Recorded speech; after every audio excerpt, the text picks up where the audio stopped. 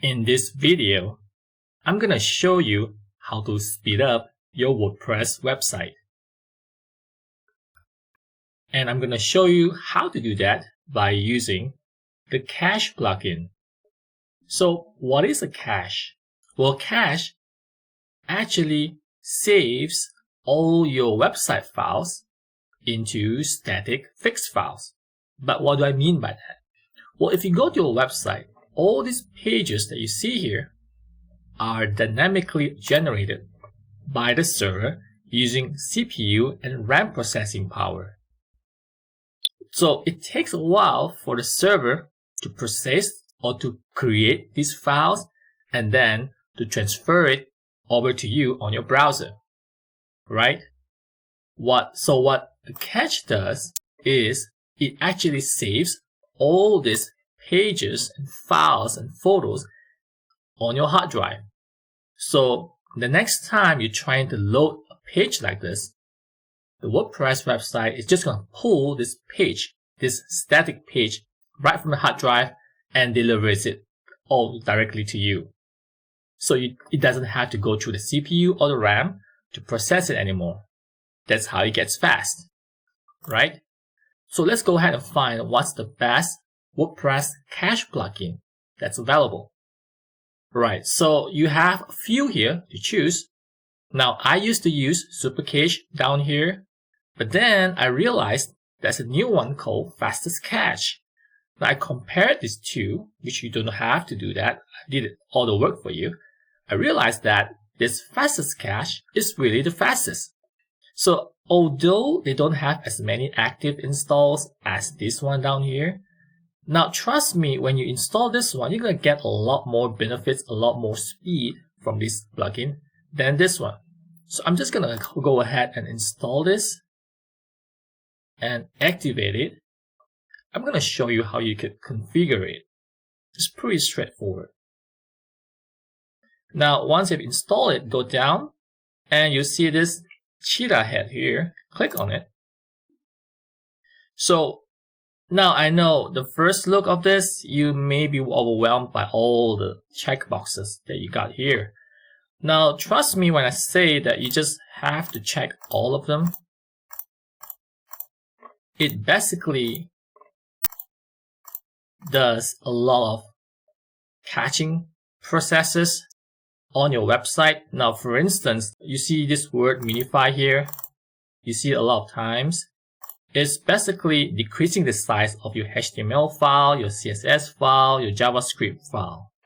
Then you have this gzip here. So gzip is a way to compress your files on your server so that it gets delivered faster from the server to your browser. Now, the other plugin that I used, the Supercache, doesn't have this function. So it's good to have this one here. So it's pretty easy and straightforward. So if you want to find more information, just click on I here.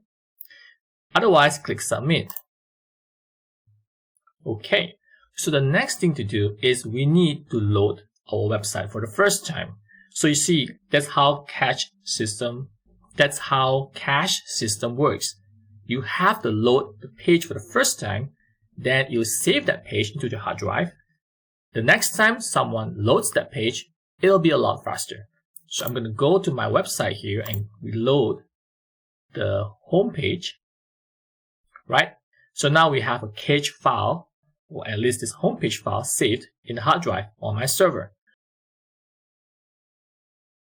Now, to fully appreciate this cache system, I went to do a speed test on my website on tools.pingdom.com, and this is the result.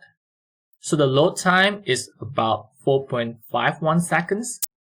Then I went to do another speed test at gtmetrics.com, and this is the report.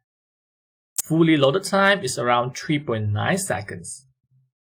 So let's see how we could reduce the load time here after we install the cache plugin. So now let's rerun our speed tests and see how fast our website is.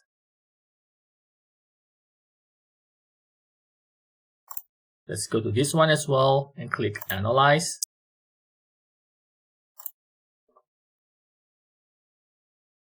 Done. Let's go down.